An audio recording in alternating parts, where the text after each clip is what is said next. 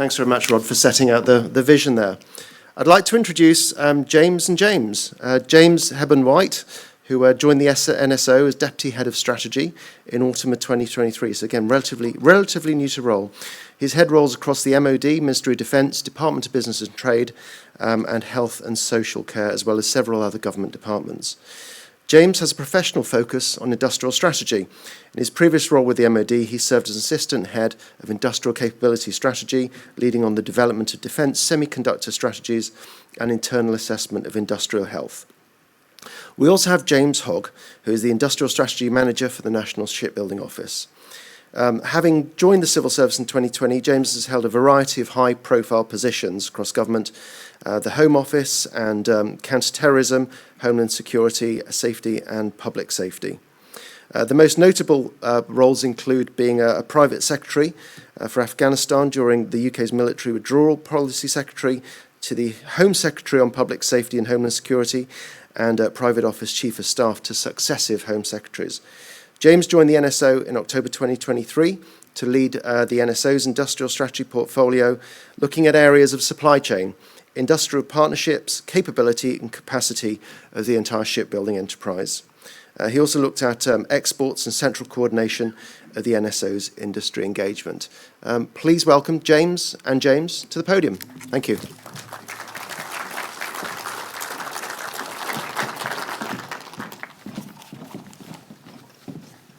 Thank you, Peter. Yeah, 2-for-1 deal on James's this morning.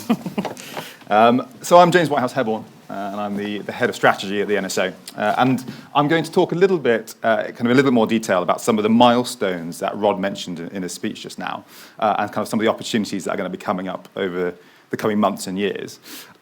But before I do so, I wanted to kind of give you a little bit of the context and the potted history. And I apologise if I'm teaching you to suck eggs here, but I think it is useful to look at where we've come from before we look at where we're going to go. So this just provides a little bit of an outline of, I suppose, what I would define as modern national shipbuilding policy. And that started around a decade ago. So you had the Sir John Parker Review, published in 2016, which was a review into naval shipbuilding and naval shipbuilding procurement. And it made several recommendations and identified several issues kind of in the sector. I think those are issues that I think everyone in this room probably still identify with or are very familiar with. So issues around boom and bust procurement cycles, issues in kind of the skills and workforce, a fragmented industry landscape, and a need to compete more effectively with our peer nations. So these are things that we're, I think, all familiar with today. It was also the first time, kind of in recent history, that a national shipbuilding strategy was called for. Which was delivered a year later.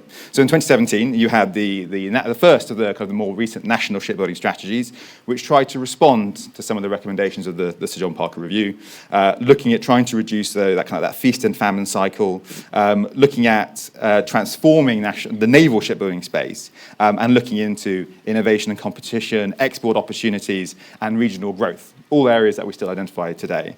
But you'll note that was still very much a naval-focused set of documents. It was still very much focused on the needs of our defence industry, not on the wider sector. We then moved to 2019, and you've got the first ministerial lead for shipbuilding, then referred to as a shipbuilding czar. It was the then Defence Secretary who became the first shipbuilding czar, and they were given the task of reinvigorating UK shipbuilding. That was then followed by a commission to refresh the 2017 strategy. And crucially, at that point, the scope widened. And suddenly it wasn't, let's just look at defence again, let's look at the entirety of the shipbuilding enterprise and all the opportunities contained within. So I think that was kind of the first point where we start to see the modern shipbuilding strategy and the roots of the refresh. We have a little bit of an interlude with the 2021 Defence and Security Industrial Strategy, which was not a shipbuilding-specific strategy, it was a wider defence strategy, but crucially within it, it was the first time the government published a shipbuilding pipeline, a 30-year shipbuilding pipeline, looking at all the procurements over the next 30 years. Now, we hope that was the start of a real demand signalling effort from government to give yourselves in industry a bit of a chance to actually look at the future and say, you know what, if I make the investment now, there will be procurements coming up in the future I can compete with. I will be able to make money in the future. And actually, there is a bit more certainty than just a kind of a rolling boom and bust, who knows what the next procurement is going to look like.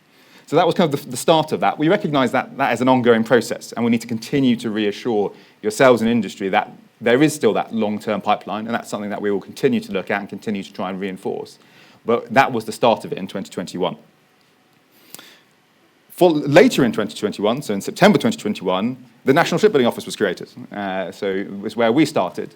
And for the first time, I think you have, as an industry, you have a real champion organisation within government pushing the sector. And that's been, I think, incredibly vital. And as Rod was saying, we don't look at just defence, we don't look at just offshore renewables, we don't look at any individual part of shipping, we look at the holistic whole. We look at all the opportunities present in the sector. And ultimately, we want to maximise the opportunities for the sector, pushing policy interventions, whether it's in skills, whether it's in access to finance, or in influencing our government colleagues in the procurements that happen across the different departments, and ensuring that the maximum opportunity is given to UK industry to compete. And that those procurements are designed in the right way to give industry in the UK the greatest opportunities. And that culminated in the 2022 refresh, which is the document that hopefully you're all familiar with, and is the document that we've been working to within the NSO for the last few years. And I think it would be fair to say that we've just started the journey. We haven't finished it. And actually reinvigorating the UK shipbuilding industry is not something that's going to happen overnight. And actually that's where we look to these future opportunities that are coming up. And that's where, as Rod was saying, you have a real opportunity to influence the thinking of this current government and the direction of travel. One second bit of context here. Again, you might all be very familiar with this, but this is the wider landscape within which we work. Shipbuilding is just one element of a larger maritime sector, and I think this is a bit of a truism, but a successful maritime sector, we believe, is very much dependent on a successful shipbuilding sector, and vice versa. We can't exist without realising that this wider ecosystem has to work collaboratively at every level to identify the opportunities available to us. So that's us in government working across all the different departments and agencies which have an interest in this space to unblock the barriers to industry, to ensure that the regulations are in the right place, procurements are being designed in the right way, policy interventions are being done in the right way. But also in industry, that you're talking to everyone, talking to the right people, and looking for those opportunities across the entire space, because that's where we will get competitive advantage. We can't look at shipbuilding in pure isolation. So that's kind of, I think, just a useful piece of context for where we are and what we're looking to do.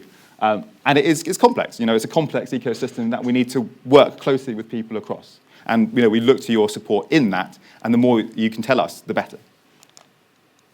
And so this is back to those milestones that Rod mentioned. So you'll be aware that the Strategic Defence Review has been announced.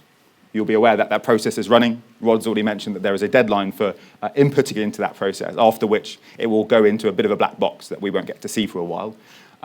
So if you have thoughts about that, and I will talk about this again in a second, this is the time to put those thoughts into the machine, whether that's putting in a document into the official process or telling us what your thoughts are. We can represent them as well. That will close at the end of September. And we've already started working on this, we're moving straight into the autumn budget period. That autumn budget, as we understand it, from a shipbuilding perspective, be primarily focused on the 1 year kind of financial, one financial year. But then we move into the comprehensive spending review, and that is the real opportunity to get funding for the sector, to understand the kind of the funding profile for the defence, etc. All of the things that will affect shipbuilding. And then at the same time, there is a lot of work going on around broader national and industrial strategy, which will affect us significantly as well. Conscious of time, I need to give James a bit of a chance to speak as well. We've got the Strategic Defence Review and the industrial strategy. And I'm not going to repeat what Rod's already said, but I think there is a few areas I would suggest you think about when you're thinking about making representations into this, or in the conversations you might want to have with us. And firstly, I would say that this government is placing growth at the centre of everything they do. They really are focused on the growth mission, and even in the context of the Strategic Defence Review, if you read the terms of reference, growth is in there. Security, growth, and prosperity. And then you've got the security and resilience agenda, you've got supply chain resilience, I think is an area that is of interest. And then you've also got delivering in the industrial strategy context against net zero climate change and so forth. And these are all areas that I think shipbuilding has a very strong message to send in. So I'm really keen to have a conversation about that with anyone in this room, and please do approach me during the conference, and I'm more than happy to have a chat and provide you with more details. But I'm conscious of time, so I want to give James a bit of a chance to chat.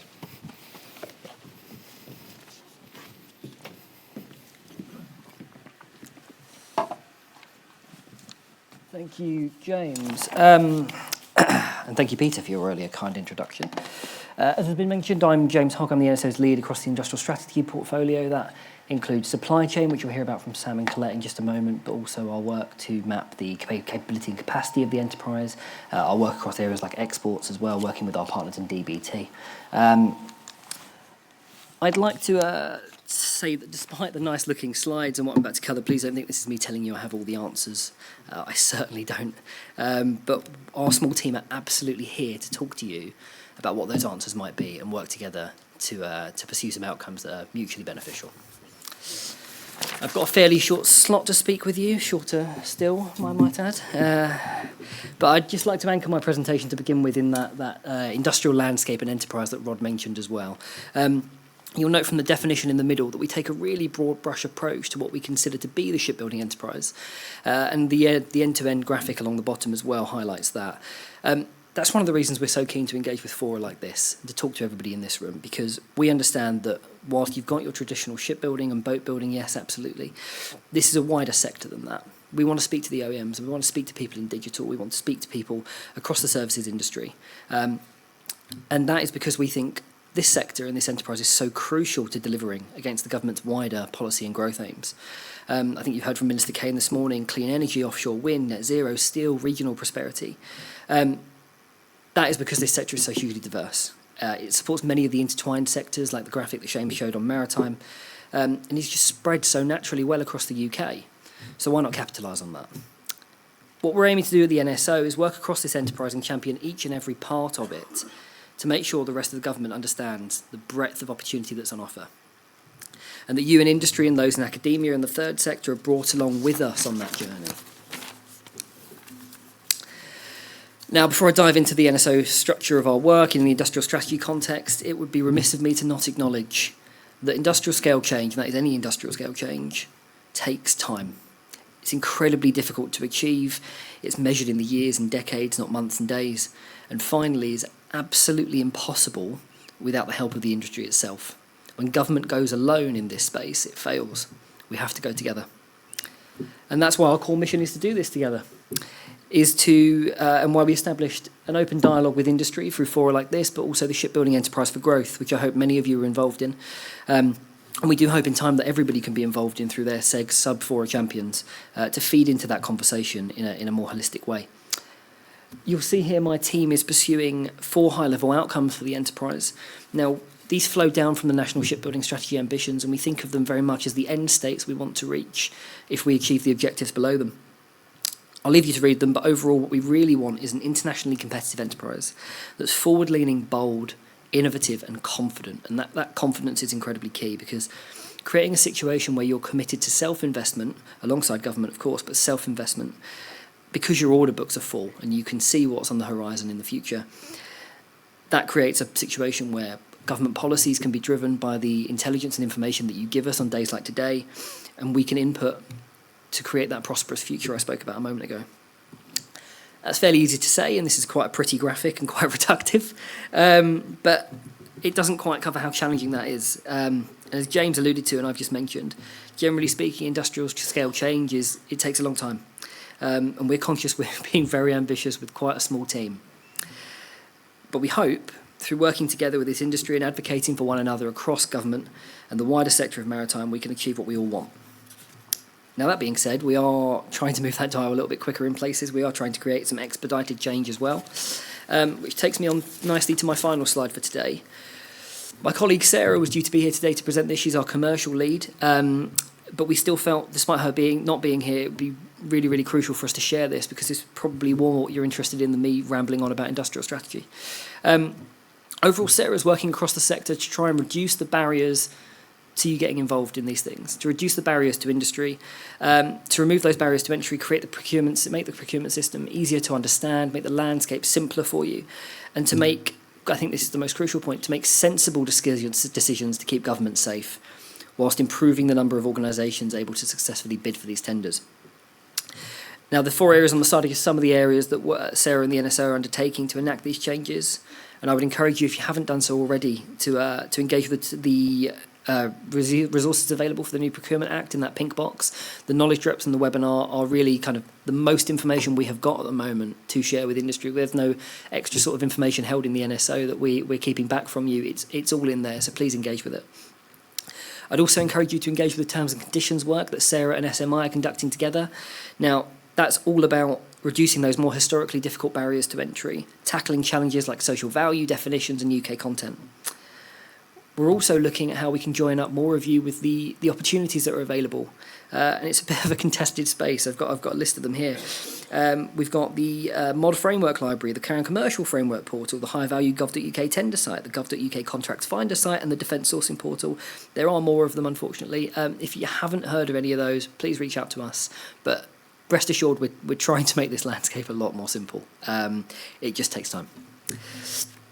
Finally now, whilst absolutely linked to that T's and C's work that SMI and Sarah are conducting, I wanted to call out the financial security work that we're doing, because I know that's a barrier to entry for so many of you who are pursuing growth, who are pursuing innovation, who are trying to make your SMEs successful and profitable. And we're aware. We're looking at that in a very holistic way, as I said, to try and keep government safe, but also take a really sensible approach to how we can do that and how we can do it well. So I'll reiterate what I said a few slides earlier. Please don't think I'm telling you we have all the answers, because we definitely don't. But please take this as a commitment from me and the NSO more broadly, Rod, James, all of us, that we're dedicated to solving these challenges together. Thank you.